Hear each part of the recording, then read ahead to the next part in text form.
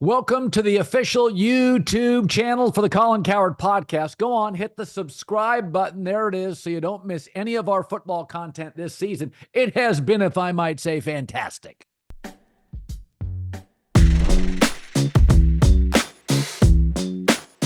Basketball season's here. There's only one place I go for tickets, and that's GameTime. They have a new feature called GameTime Picks. Makes getting tickets for your favorite live events even easier. Filters out the fluff to show you only incredible deals on great seats, so you don't have to waste time searching through thousands of tickets. When I want to go to a basketball game, football game, concert, comedy show, just click on the event you want to attend. GameTime gives me a seat preview, offers me a great deal. I get the best bang for my buck. GameTime also has the lowest prices guaranteed, or they will credit you 110% the difference. So take the guesswork out of buying tickets with GameTime Picks. Download their app, GameTime app, 90 seconds, create an account, use the code Colin, that's me, C-O-L-I-N, $20 off your first purchase. Again, terms apply, redeem codes Colin, C-O-L-I-N, $20 off. Download GameTime today. What time is it? GameTime. All right, instant reaction on just a stinker by the Rams and McVay and Stafford. In what was an ugly performance, 23-15, Miami beats Sean McVay's LA Rams. I've said this for a long time, and I don't say it often, but I always felt third down was the most underrated stat in football. If you're good on third down, it tells me so much about your team, your coaching, your offensive line. And tonight, this game was all about the Dolphins being great on third down offensively and even better on third down defensively. And they came into this game, the Dolphins defense was 31st in sacks. And they came into this game and got 4 or 5 tonight, constant pressure on Stafford.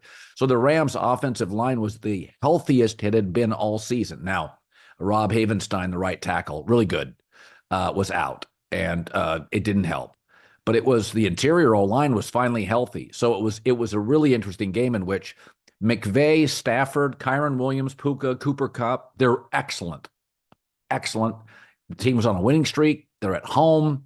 Miami had to fly cross-country, second road game. Everything told you the Rams would perform. And the Rams played, that was as bad as a Sean McVay team has played. At home, healthy, that I can remember. They did nothing right on third down.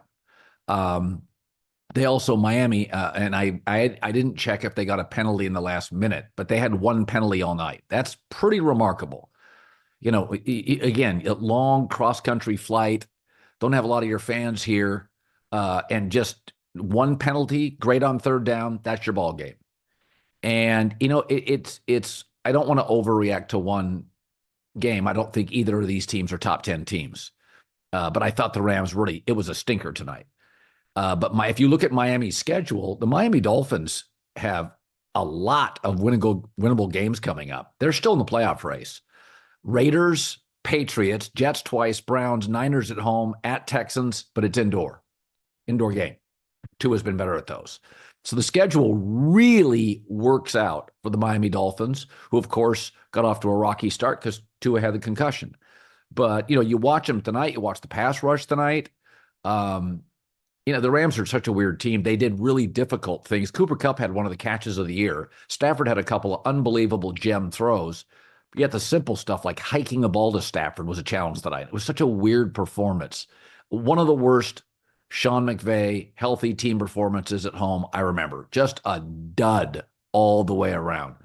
You know, I will say, I noticed somebody online was talking about how quiet SoFi Stadium was. And I'm not here to defend LA as a sports town. I don't think it's the best sports town in the country. I think anytime you have a beach, San Diego, Los Angeles, Miami, the beach becomes a pro sports team you're competing against. On a nice day with average teams, people go to the beach. A lot to do in Miami, San Diego, and Los Angeles. So, you know, they're teams that are located in great weather cities or beach cities are going to bail on average teams faster. And I just think that's the reality of it. So you can't call LA a bad sports town. They were missing the NFL for 20 years, which is just hard to wrap your brain around as the second biggest city in the country. From 1995 to 2015, they didn't have the NFL.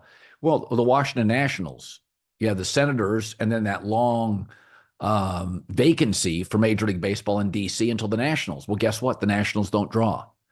Right now, the Dodgers draw twice as much as the Nationals, 48,000 to 24,000. And I think baseball's a challenge in D.C. People, it's just not part of generations' lives. Whereas in Los Angeles, they lead Major League Baseball for several years in a row, could be a decade straight in attendance. In fact, they average 7,000 more for Dodger games than any other team in baseball. The Yankees, I believe, are second. So when you live in Los Angeles, it's an unbelievable baseball town. It's the best baseball town I've ever lived in. Yet I lived in Tampa, and I thought it was a great college football town, a great NASCAR town, a great NFL town. Didn't care about basketball, didn't really care about baseball. Hockey was hit and miss. But LA is a great baseball town, a great NBA town. And it's not, the Rams are in the middle of the pack. The Chargers, Rams are both in the middle of the pack for attendance. But it's not, it's a city that there's a lot to do. It's not an excuse. If you look at most great college football towns, they're in small towns, Norman, Oklahoma, Athens, Georgia. That's Ann Arbor, Michigan. There's just not as much to do. And therefore, the local university is really the entertainment center. You may have, a local theater, place to go watch some plays occasionally or something, but it's like, the teams are the local entertainment. And in Los Angeles, you just got so much stuff going on here. So you have to be good and you have to be exciting. So I don't want to bang on Los Angeles as a sports town or Miami. I mean, Miami's got the best beaches in the country. The Dolphins, when they're playing well, draw well. The Miami Heat have drawn well. It's a tough baseball city. I don't think, to be honest with you, Arizona and Miami and the state of Florida didn't have baseball for a long time. Why? It's too hot. I mean, there was a reason that, spring training was in the state of Florida, but not Major League Baseball teams forever. It's too damn hot. And so it's weird in a warm day to go inside. I mean, I think I look at SoFi Stadium, Rams, Chargers both draw okay. I think going forward, the Chargers with Harbaugh will draw better. I think the Rams are about a year away, another draft away from being a really special team. If Stafford stays around, he's 36 years old. But it's hard. You look at LA and Miami and people just crap on them as sports cities. You don't have a beach. You don't have their weather. You don't have the options. So, that's just, you go to cold weather cities like Buffalo. Yes, they're great sports fans, or Green Bay. There's not a lot to do there, especially in the fall and the winter. It gets cold. You're going to either sit inside and watch your team on television or you're going to go to the game. So just defending, towns with great weather, cities with great Mediterranean weather and beaches and lots of options. It was a crazy weekend. So this weekend, I saw Bo Nix outplay Patrick Mahomes at Arrowhead Stadium. I watched really the rebirth of Russell Wilson. I watched Drake May with no talent outplay Caleb Williams with lots of offensive talent. I watched both Kyle Shanahan and Sean McVay outcoached by Todd Bowles and Mike McDaniels. It was a great underdog weekend. And I officially believe the Dallas Cowboys are the worst team in the NFL. I think Carolina and the Giants are slightly better. So it was just it was a crazy week. And it was in college football as well. It was hard to wrap your brain around how bad Georgia was against Ole Miss. But I don't, I think when you look at the NFL today, we think there's more movement at the top of the league than there really is. My favorite teams right now, Kansas City, Buffalo, Baltimore, Detroit, Philadelphia. San Francisco's close. Pittsburgh's a bit of a surprise. Chargers with Harbaugh, I think, are somewhere in that 6, 7, 8 slot. But it's the NFL gives you mostly what you think is zany weekly results. And this was a strange weekend. But if you look at the divisions, best coaches and best quarterbacks are winning it. Thursday Night Football is on. It's only on Prime Video. Best season yet, packed with big rivalries and even bigger stars. Al Michaels, Kirk Herbstreit, Kaylee Hartung every week. Games you can't miss. Coverage begins at 7 Eastern with football's best party, TNF tonight, Thursday Night Football tonight. If you're not a Prime member, no problem. Sign up. 30-day free trial. Cancel anytime. Thursday Night Football, and it's on Prime Video. Restrictions apply. See Amazon.com/Amazon Prime for details. Another thing I thought about, I'm interviewing Jim Gray tomorrow for the Paul Tyson fight on Netflix. And I was discussing this with my wife. I said, I'm not sure who's going to win the fight. Kobe Bryant's last game, he was unstoppable. Brett Favre in his last season had unbelievable plays. We love to sort of cancel out or get rid of star athletes. But in my years of talking to or watching aged pro athletes, is that even the ones that don't take great care of themselves or the ones that age quickly, they still have moments. And, I look at Mike Tyson and I look at his training. And the other day I saw a clip. I watched about 2-3 minutes on YouTube, his training. And Mike Tyson could knock out 99 out of 100 tough guys at UFC. If they got into a boxing match, he'd knock out 99 of 100 on the first punch. I mean, he's not a UFC fighter, but I mean, Mike's a pro athlete. And I think sometimes we just forget how much different pro athletes are. I'll talk to Drew Bledsoe, who's a friend. Drew Bledsoe right now could spin a 40-yard ball out route on a dime. He wouldn't go through camp. He wouldn't take the hits very well. He's lost the ability to train at a high level for long periods of time. But give him a football, let him spin it down the field, give him a few warm-up tosses, he'd look like he plays in the NFL today. And I always tell the story of years and years ago, I was watching a show. It was like a Saturday afternoon, and it was a make-believe show. I thought it was so fun to watch because I played flag football like many of you did in college. And it was 3-on-3 flag football. They took the national champions, 3 guys from San Diego, and they play all the time. And they took 3 old NFL players. Now, I remember James Lofton was one of the NFL players. He'd been retired for years. I think the quarterback was Ken O'Brien. Apologies to Ken if I'm wrong. And it was Kellen Winslow, I think. So they took these old guys, they got little, they're retired, they're old, they're in their 40s, and they'd never practiced or played 3-on-3 football, flag football, ever. So, and these other guys were athletic. They were good athletes, they were athletic. And one practice for the national champions against 3 old NFL guys, and the NFL guys beat them.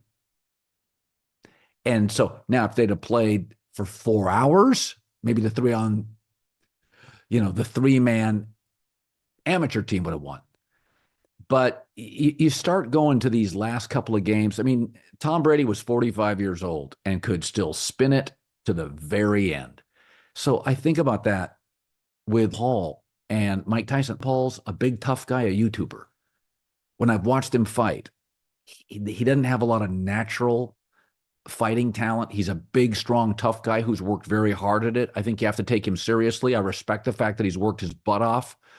Mike Tyson looks like a pro athlete, an old pro athlete. So my take, maybe I'm wrong on this. I could be completely wrong on this, but my takeaway is all it's going to take is one combination by Tyson. If he lands a left, the chin of Paul's out. Ball can hit Tyson. Tyson's moves pretty well when I watched his training footage. Maybe Paul comes in with just a bruising right. But I just can't get away from the fact that when I watch Mike Tyson's video, as long as this fight is on the up and up, I think Mike will be very, very good in the first round, maybe in the second. If the thing goes to a third round, then all of a sudden, Mike's 61, he gets exhausted, his hands are down, and maybe Paul's in better shape. He should be at his age. But I just never doubt pro athletes. They're different than you and I. I mean, I've gone to events in my life, pro-ams, or I used to do this Disney weekend at ESPN, and there'd be all sorts of pro athletes. And, I've obviously covered them for a long time. One of the things when I see pro athletes, Andrew Whitworth walks into my studio, or I had a Dodger pitcher, Jack Faherty, the other day. They're always much bigger than they look on TV. Like, I've never stood next to a human being as big as Andrew Whitworth. He is an effortless 6'7". At his playing weight was 310, and it's not like he was fat. He was 6'7", 310 without a belly. He was just a gigantic man. Just genetically, it's not, he wasn't a guy on steroids or a gym rat where you thought it was artificial or synthetic muscle. It's just big. He's just a big guy. He's 310 pounds and a flat stomach, big hands, big shoulders. So I don't know. Jake Paul, I wish you the very, very best. I really do, Jake. I think your pursuit of this, your aspiration of this is redeemable. Very worthy of praise. A lot of people have criticized you. I really think you care about it. But if Mike connects in the first two rounds, it is good night.